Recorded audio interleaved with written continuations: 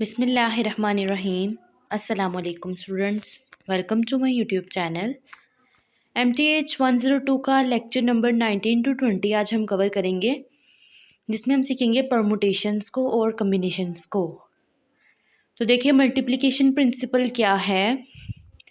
If two operations A and B are predefined in order with n possible outcomes for A and m possible outcomes for B, then there are n cross m possible combined outcomes of the first operation followed by the second।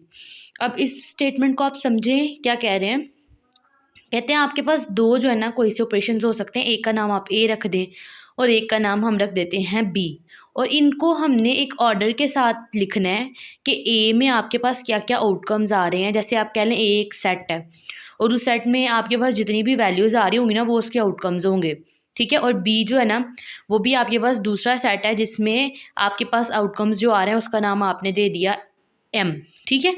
अब जब आप इन दोनों को आपस में combine करेंगे, order के साथ एक सीक्वेंस के साथ लिखेंगे, तो आपके पास क्या आ जाएगा, ए और बी का ऑर्डर, ठीक है। तो ये आपके पास जो है ना वो ऑर्डर ऑफ मल्टीप्लिकेशन था, ठीक है। नेक्स्ट देखें, एग्जाम्पल दी हुई है। अगर एक बास्केट है जिसका नाम ए है भाई, और उसमें क्या पड़ा हुआ है, मैंगो। एम के नाम से एम लिख लें आप मैंगो की जगह, और बनाना की जगह उसके एलिमेंट का नाम रख दें बी। फिर एक दूसरी बास्केट है जिसका नाम बी है, उसमें क्या पड़े हुए हैं, एप्पल पड़े हुए हैं, ऑरेंज पड़े हुए हैं और ग्रेप फ्रूट पड़ा है। तो आप एप्पल को ए से नोट कर दें, ऑरेंज को ओ से और ग्रेप फ्रूट को जी से। कहते हैं how draw one fruit from A and one fruit from B, how many different pairs of fruits can you have. कहते हैं कि हम इसको कैसे ड्रा करें कि हमारे पास जो है ना ए और बी दोनों के जो है ना वो आपके पास क्या बने, ड्रॉ कर सकें आप इनको फ्रूट्स को, कि आपके पास कितने पेयर बन रहे हैं इनके टोटल। तो अब मुझे ये बताएं कि बास्केट ए में कितने थे, दो थे ना, मैंगो और बनाना दो, ठीक है, ए और बी, एम और बी सॉरी। और जो ए बी वाली बास्केट है उसमें तीन जो है ना वो फ्रूट थे। तो अब आपने जब बताया कि ए में तो आपके पास 2 हैं और बी में 3 हैं, अब हमने देखना इनका टोटल कितना सीक्वेंस बनेगा। तो आप 2 को 3 से मल्टीप्लाई कर दें, 2 3s are 6, ठीक है। ये वाली लाइन देखें, 2 3s are 6, इसका मतलब है हमारे पास 6 कम्बिनेशन बनेंगे, 6 जो है ना वो ऑर्डर वैल्यूज़ बनेंगी। पहले आप लिख लें एम और बी को, ठीक है। ऐसा करें ना, आप एम को लिख लें 3 टाइम और बी को 3 टाइम लिख लें।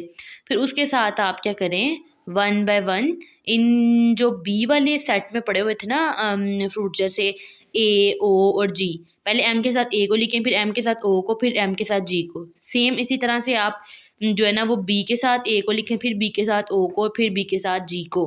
तो आपको मेरी समझ आ गई होगी मैं कैसे कह रही हूँ, आप एक सीक्वेंस बना सकते हैं। फिर देखें, कहते हैं difference between permutation and combination. क्या फ़र्क है परमुटेशन में और कम्बिनेशन में। कहते हैं both are ways to count the possibilities. ये दोनों हम किस लिए इस्तेमाल करते हैं, इसलिए इस्तेमाल इनका किया जाता है ताकि आप जो है ना गिन सकें पॉसिबिलिटी, कितने चांसेस हैं किसी भी चीज़ के अक्कर होने के। The difference between them is whether order matters और नॉट। तो बस इसमें फ़र्क इतना होता है कि एक में ऑर्डर मैटर करता है और दूसरे में ऑर्डर मैटर नहीं करता। जो आपके पास परमुटेशंस हैं उसमें ऑर्डर मैटर करता है, आपने इस तरतीब के साथ लिखना है, जबकि कॉम्बिनेशन में ऑर्डर मैटर नहीं करता, आप वैल्यूज़ को आगे पीछे करके लिख सकते हैं। अब आपको पोकर हैंड की इन्होंने जो है ना वो एग्जाम्पल दिए, जैसे आपके पास एस है, 5 है, 7 10 और किंग। आपने इनको जो है ना लिखते, अगर कहते हैं कि अगर आप इनका ऑर्डर आगे पीछे कर देते हैं तो क्या वो सेम आती है आपके पास value. Does the order the cards are handed are matter.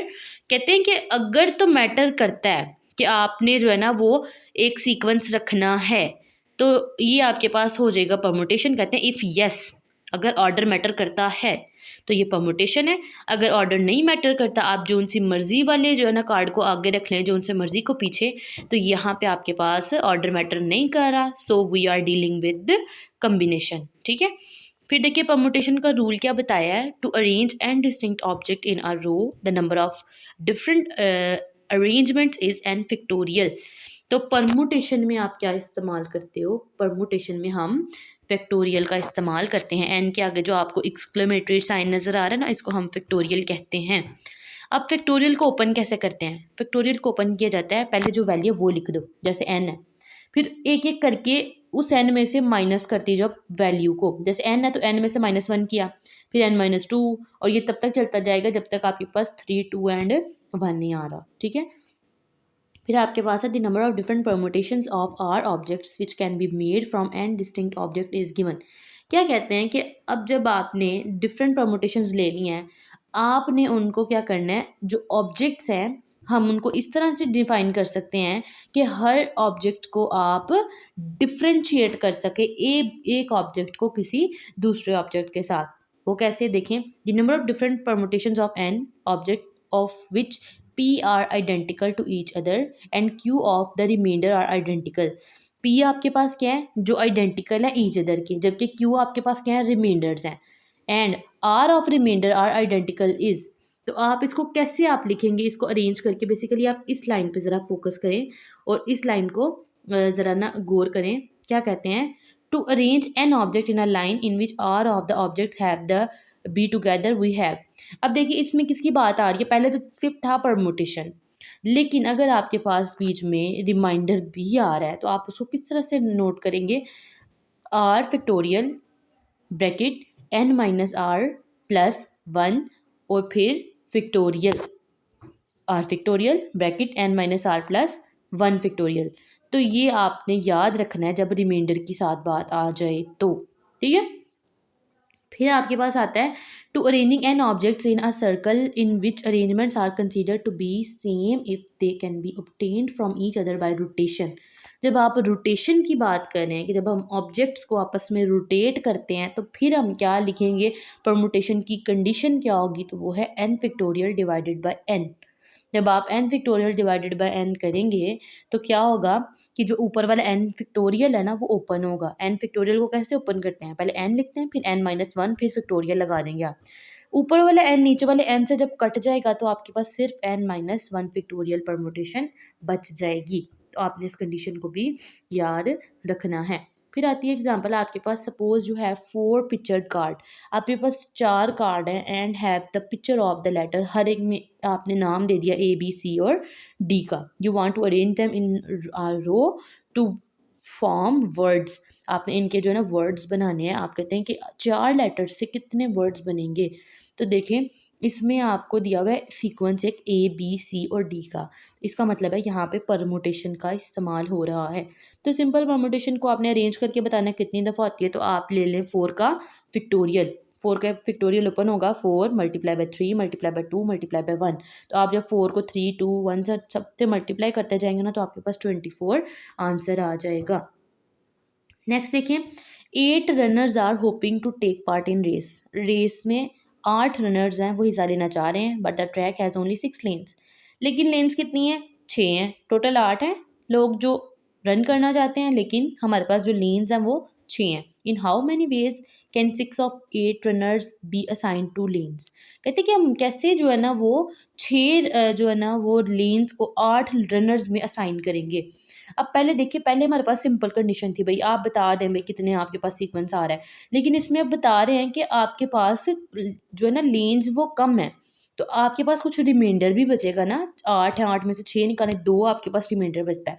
अगर इस तरह की कंडीशन आ जाए तो आप कौन सा वाला फार्मूला इस्तेमाल करेंगे, आप ये वाला फार्मूला इस्तेमाल करेंगे जो कि यहाँ पे उन्होंने लगाया है, n factorial divided bye n-r factorial. ठीक है, r रिमाइंडर होगा ना आपके पास आएगा, तो 8 फैक्टोरियल डिवाइडेड बाय 8 में से आप 6 को, क्योंकि 6 लेन थी, माइनस कर देंगे, 2 फैक्टोरियल ओपन होगा, ऊपर वाला 8 वाला फैक्टोरियल ओपन होगा 2 तक और नीचे वाला भी, फिर आप 2 को कट कर दोगे, बाकी जो बचेगा उनको आपस में मल्टीप्लाई करें तो आपके पास आंसर आ जाएगा 20160।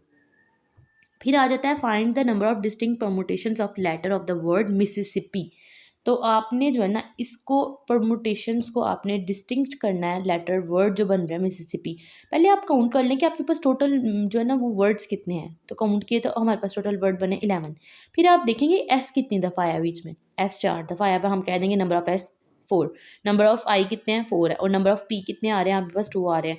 सिंपली क्या करना है, ऊपर रखें टोटल को और नीचे जो है ना जो आपके पास इंडिविजुअली आ रही हैं, एस कितना आ रहा है, आई क्या आ रहा है, पी कितना आ रहा है, उनके फैक्टोरियल लिख दें। फिर आपने क्या करना है, 11 वाले फैक्टोरियल को आप ओपन करें 4 तक, 4 तक करके ना आप कटिंग कर दें नीचे वाले 4 के साथ। बाकी फिर आप जो है ना नीचे वाले फैक्टोरियल भी ओपन करें, ऊपर वाले भी। जो आपके पास आंसर डिवीजन में आएगा उसको आपस में डिवाइड करेंगे तो आपके पास 34650 आंसर आ जाएगा। फिर आपके पास एग्जांपल है कि 5 people A B C D and E are arrange randomly in a line. आपके पास 5 लोग हैं, आपने उनको लाइन में अरेंज कर दिया रैंडमली, यानी कि आपने आगे पीछे कर दिया अरेंज उनको। Find the possible permutations when A and B are next to each other.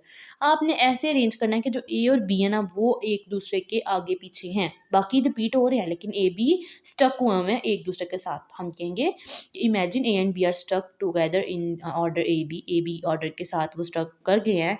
Treat them as one unit. जब वो एक दूसरे के साथ जो स्टक कर रहे हैं तो आप उसको ऐसे ट्रीट करें कि वो एक ही आपके पास यूनिट है। Then there are 4 units of to permute. क्या कहते हैं, जब ए बी आपस में आ रहे हैं तो हम उसको एक कंसीडर कर लेंगे, फिर ए बी आपका एक कंसीडर होगा, सी डी और ई। इसका मतलब है टोटल आपके पास कितने हो गए, 4 आपके पास अब एलिमेंट्स हो गए हैं, 4 वर्ड्स आ गए हैं। अब उनका आप ले लें परमुटेशन, तो 4 फैक्टोरियल किसके इक्वल होता है 24 के। तो हमारे पास 24 वेज आ गए अरेंज करने के, ठीक है। But A and B could also be stuck together in order B A. अब अगर आप देखें ए बी के साथ भी हम स्टक कर सकते हैं, क्योंकि ए बी एक दूसरे के आगे पीछे आ रहे हैं, नेक्स्ट टू ईच अदर है। ए बी आ रहा है तो बी ए भी पॉसिबल है, आ सकता है। तो हम फिर भी अगर इनकी तरतीब चेंज करके देखें फिर भी हमारे पास ये एक ही कंसीडर होगा और फिर भी 4 फैक्टोरियल ही आपके पास परमुटेशन आएगी। तो हम कह सकते हैं कि हम अगर ए बी करें या बी ए करें, आपके पास ये 2 कंडीशंस बनती हैं। तो 2 को मल्टीप्लाई करें, दोनों को करने से क्या आ रहा था 4 फैक्टोरियल, तो 2 को आप मल्टीप्लाई कर देंगे 4 फैक्टोरियल से तो 48 आपके पास अरेंजमेंट्स आ जाएंगी, जो कि 5 लोग जो है ना वो ए बी को इकट्ठा रख के जो है ना फाइंड कर सकते हैं। वो टोटल 48 अरेंजमेंट्स होंगी। होप सो आपको समझ आ रही होगी। फिर है how many ways are there to sit 6 peoples around a circular table where seating are considered to be the same if they can be obtain from each other by rotating the table. कहते हैं आपके पास 6 लोग हैं और वो एक circular table के ऊपर बैठे हुए हैं, तो आपने बताना है कि कितने तरीक़ों से वो बैठ सकते हैं कि उनके पास टेबल रोटेट हो पूरा, ठीक है, उनके इर्द गिर्द ही आपस में टेबल रोटेट हो। अगर वो अपनी पोजीशंस भी चेंज करते हैं फिर भी टेबल रोटेट हो और 6 लोगों में ही कम्प्लीटली आपस में डिवाइड हो रहा हो, ठीक है। तो हम कहते हैं पहले हम क्या कर लेते हैं, first place the first person in the north most year. पहले आप एक बंदे को बिठा देना नॉर्थ मोस्ट ईयर पे। This has only one possibility, तो एक ही चांस है कि एक जगह पे एक ही बंदा बैठ सकता है ना एक टाइम पे।